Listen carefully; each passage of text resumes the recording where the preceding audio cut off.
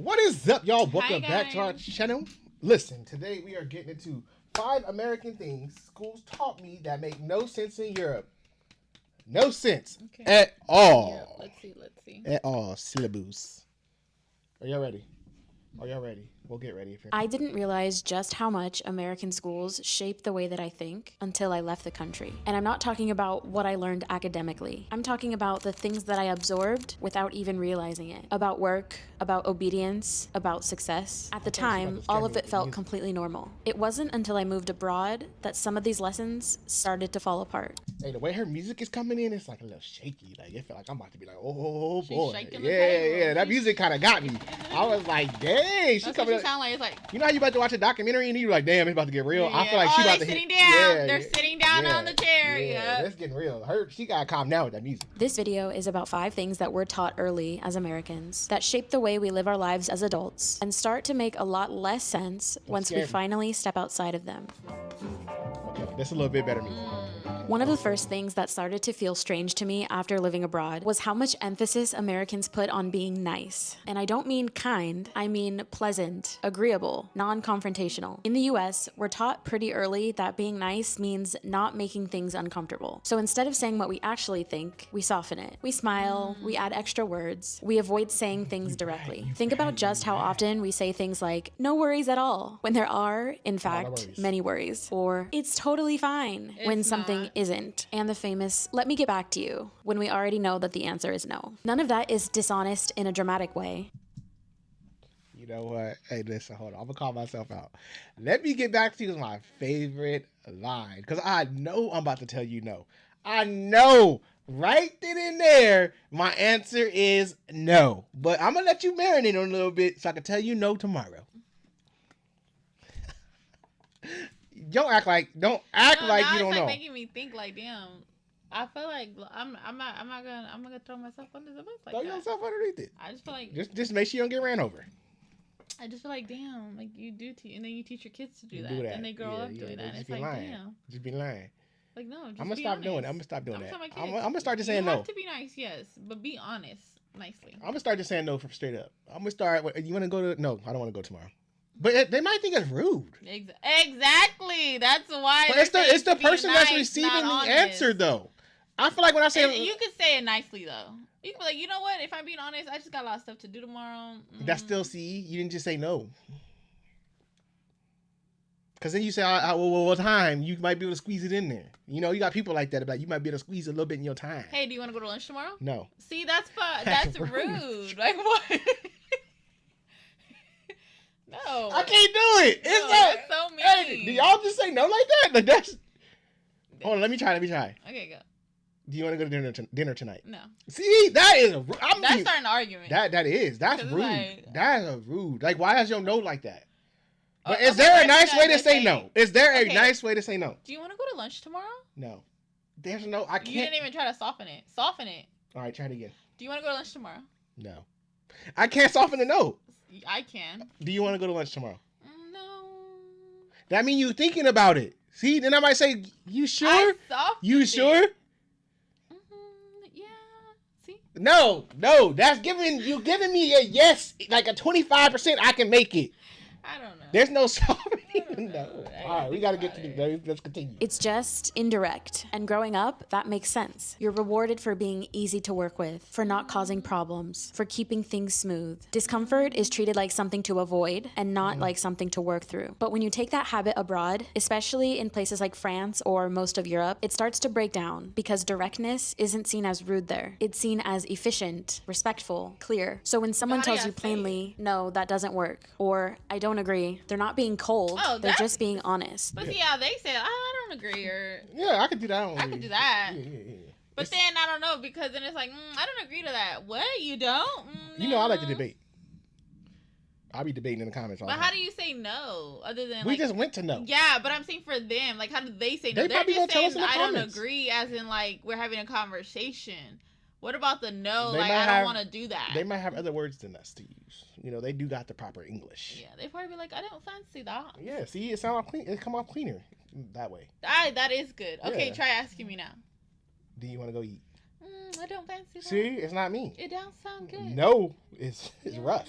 And this is where the culture shock really hits, because Americans often walk away thinking, wow, that felt really harsh, while the other person walks away thinking, that was just a normal conversation. The misunderstanding isn't about the tone that the person used. It's about what we're taught politeness is supposed to look like. In the US, politeness means protecting feelings. In Europe, politeness often means respecting reality. And once you start noticing this pattern, you start to see it everywhere, at work, in friendships, in feedback, in conflict. We're trained to smooth things over instead of just saying what's true. And that habit doesn't just shape the way that we talk to people. It shapes how comfortable we are with discomfort in general. And that matters a lot more than it sounds. Yes. One of the clearest lessons we learned growing up in the US is this: being productive means being worthy, and it starts early. In school, productivity isn't just encouraged, it's rewarded. Perfect attendance becomes a badge of honor. Showing up no matter what is framed as responsibility. You're praised for pushing through a sickness, for never missing a day, for being reliable, and being busy is treated as proof that you're doing something right. More homework, more activities, a schedule that's always full. Rest isn't built into the system. It's something that you squeeze in around the edges. And what you're really learning isn't time management. You're learning that endurance is a virtue. That if you push through discomfort, you're doing life correctly. And that lesson sticks with you. When you leave school, the structure changes, but the lesson doesn't. In work culture, being busy is treated as a moral signal. You're respected for staying late, for answering emails quickly, for powering through your exhaustion. Hustle becomes a stand-in for responsibility. And rest starts to feel like something that you have to justify. So even when no one is explicitly telling you to work harder, you feel it. You feel That's the worst though. That guilt right there that she's talking about is rough. Sometimes that gets you further. It does. Also though, because if you're a hardworking person and you never say no, well, guess what? You might just get that promotion because you're reliable, you're loyal. I used to always. So I feel like that's kind of. I don't like it because certain fields, if you're working at a computer desk, like clicking stuff, you can go exhausted because you're not making no dangerous decisions. Well, also but that time management. They said, what if you have a deadline? You got to hurry up crunch time. But then there's people out here who working around heavy machinery, driving stuff, doing stuff. Yeah, you giving them 12-hour shifts. They're exhausted. They can kill. Like, you know what I'm saying? Yeah. Stuff can happen. Yeah, that's what I mean. I'm a little iffy on this one. This is like a teeter-totter. There's people out here with some dangerous jobs working 15 hours a day, and it's not remotely safe. It is not safe. You are not making great decisions. Mm-hmm. That one's kind of different. Guilty for slowing down. You feel anxious when your calendar isn't full. You feel like you need to earn your downtime. This is where things start to crack when you live abroad. Because in many European cultures, rest isn't treated as a reward. It's treated as part of the structure. Time off is expected. Sick days are normal. Pace matters. So Americans often arrive feeling like they need to prove themselves, even when no one asks them to. And once you learn that your worth is proven through endurance, it makes sense that questioning the system feels uncomfortable. It makes sense that slowing down feels wrong, because this isn't just about work, it's about identity. Because then I also feel, we will move on, but I also feel like they put it in us that if you don't do nothing, you're lazy. Lazy's all so right. They feel like, oh, you're resting, you're lazy. Can't take a nap, you lazy. Oh, the early bird gets the worm. You got to get up early to stand out. So it's like, I feel like it's so. God forbid you feel tired. Yeah, that's why I'm like, I don't know. That one sucks because they feel like, oh, you're just sitting there, like you're not doing nothing. You're lazy, or. I just repeated myself, but still, it's just like, I don't know. That one's like kind of hard, and I think what she's saying is like it's the brainwash of you feel like you have to be on go all day, every day. God forbid you want to close your eyes. Keep them open.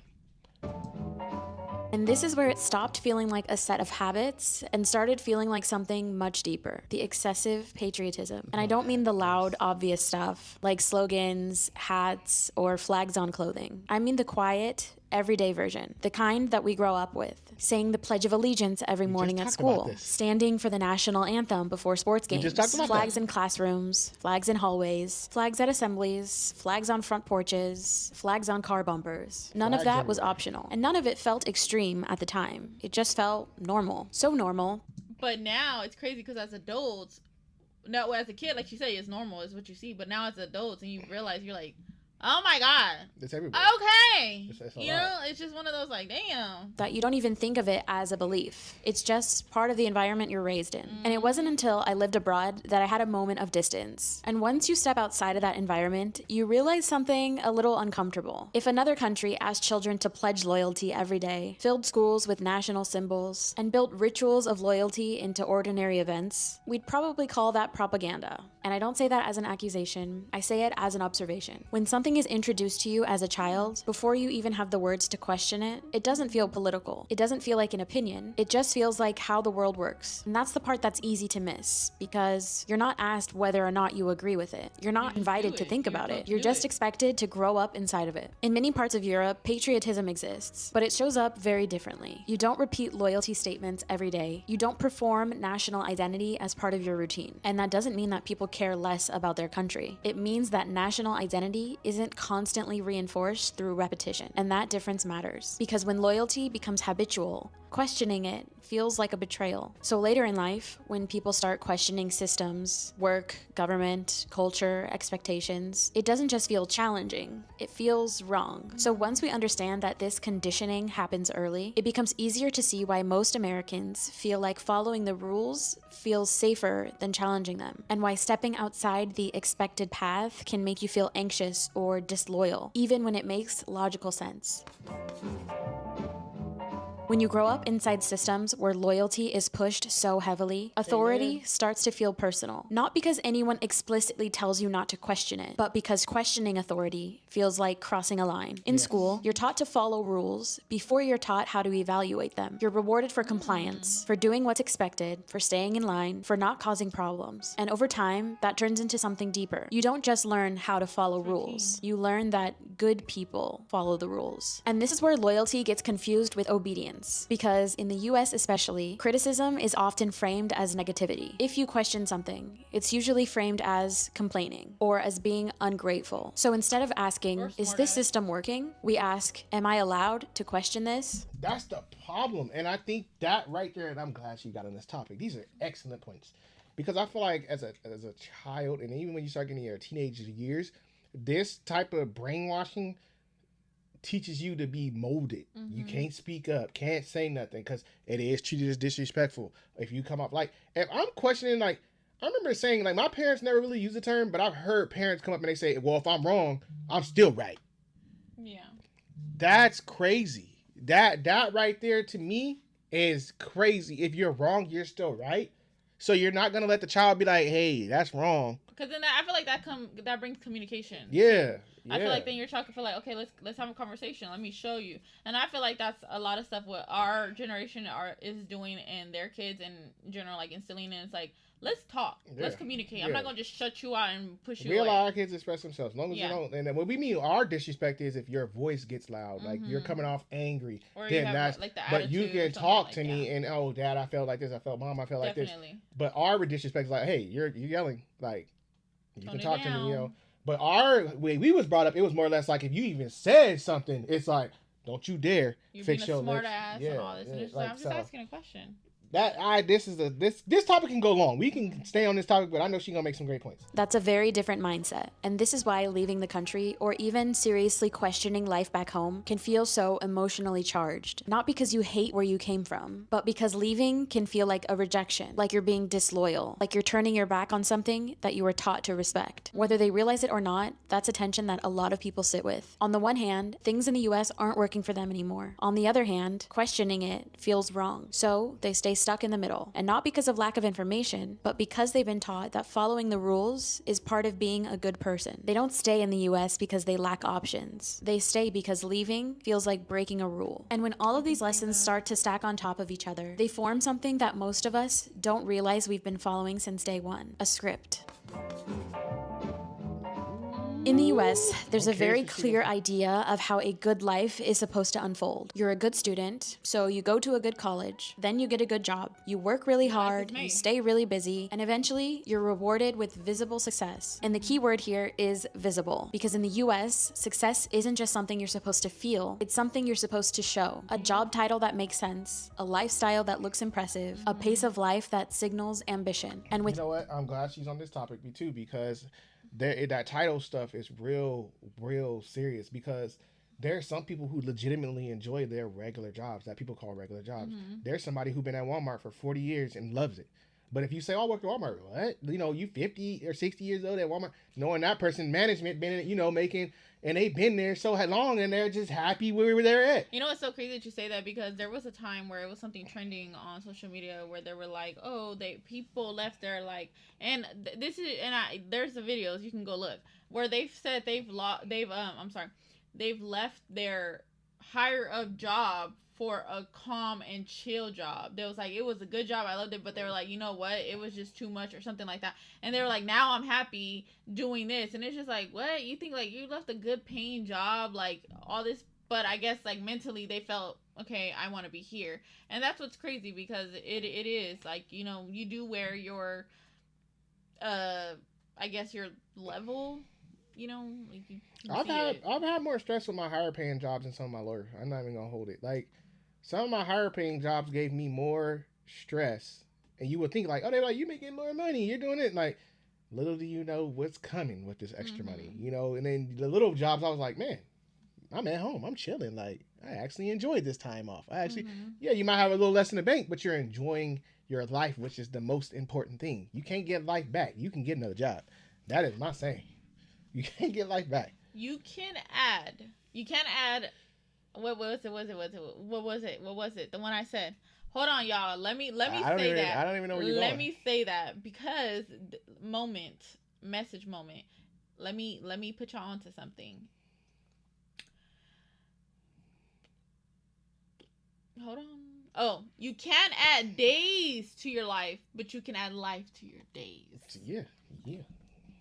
In that script, life is always scheduled for later. You work now and you rest later. You enjoy yourself once you've earned it. Burnout is often treated like a phase of life that you're supposed to push through and not a sign that the setup itself isn't working. And exhaustion becomes something you normalize. This is also where convenience starts to win over quality. Faster is treated as better. More efficient is treated as better. And scaling up is treated as progress, even when the actual experience gets worse. Food is an easy place to see this. Meals are designed to be quicker, cheaper, and easier to produce at scale. So ingredients get simplified, flavors get flatter, and eating becomes about speed and calories, and not enjoyment or quality. You're encouraged to eat in your car, eat at your desk, eat while doing something else. But it's not just food. It also shows up at work. Emails replace conversations, meetings replace thinking. Everything is optimized to move faster, even when it creates more confusion. It shows up in how we spend our time. Errands get bundled, schedules get packed, free time becomes something that you squeeze in between obligations, and slowing down starts to feel irresponsible. So your days feel tighter. You're always moving, but you're rarely getting anywhere. And life starts to feel like something you're constantly managing, not something that you're actually present for. And this is why life in Europe often feels slower to Americans. Not because people in Europe are less ambitious, but because the script is different. Life isn't treated as something you postpone. Time is part of the value. Rest is built in. And success doesn't always need to announce itself. And this is the part people don't talk about. When you step outside the American life script, it can almost feel like you're falling behind, even if your life actually feels better, because the markers that you've been taught to measure yourself by no longer apply. And without those markers, it's easy to mistake alignment for failure. And that's why so many people today feel so burnt out, restless, and anxious, even when they've done everything right, even when they've perfectly followed the life script, because the script simply wasn't designed to be sustainable. And once you see that script for what it is, you get a choice that you didn't realize you had. You can keep chasing the version of success you were taught to perform, or you can start defining a life that actually works for you. And even with that perspective, seeing the US from the outside doesn't mean that I don't miss parts of it. There are things that I genuinely loved and still love about living there, but that doesn't undo what you notice once you finally step outside the system.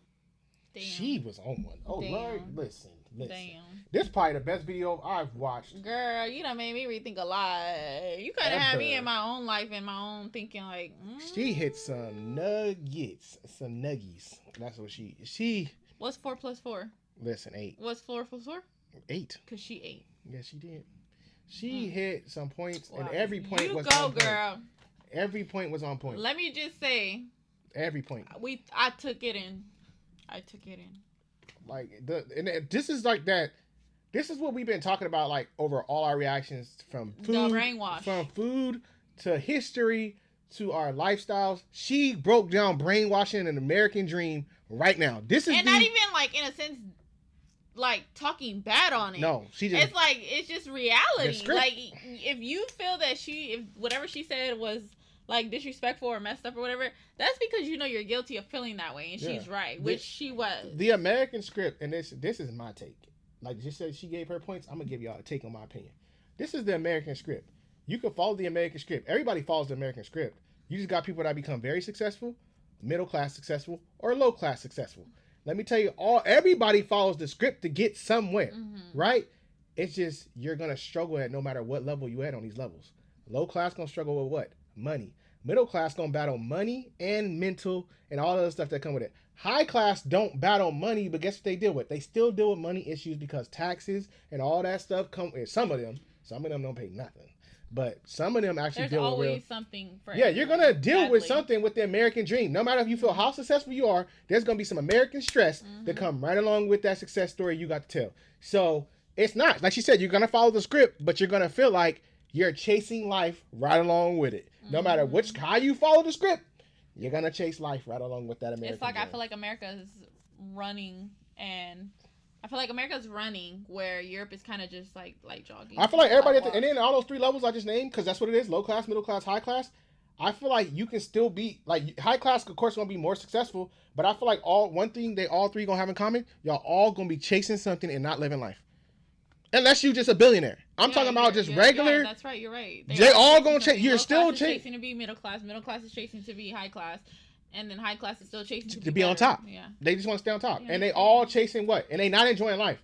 The high class people are still working, and then they take better vacations, right? They still get to take, but they go back to work. You know what I'm saying? So we all still doing the same thing of chasing this American script. This was definitely a great video.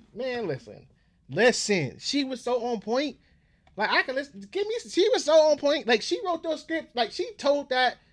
That's the best way I've ever seen anybody break down America. Like even when she got the patriotism, and we've heard about that all day. Like she broke down at another level. True. She's great. This was just great stuff. Let us know what you guys thought about it down below in the comment section. Please let us know. Thank y'all for tuning in.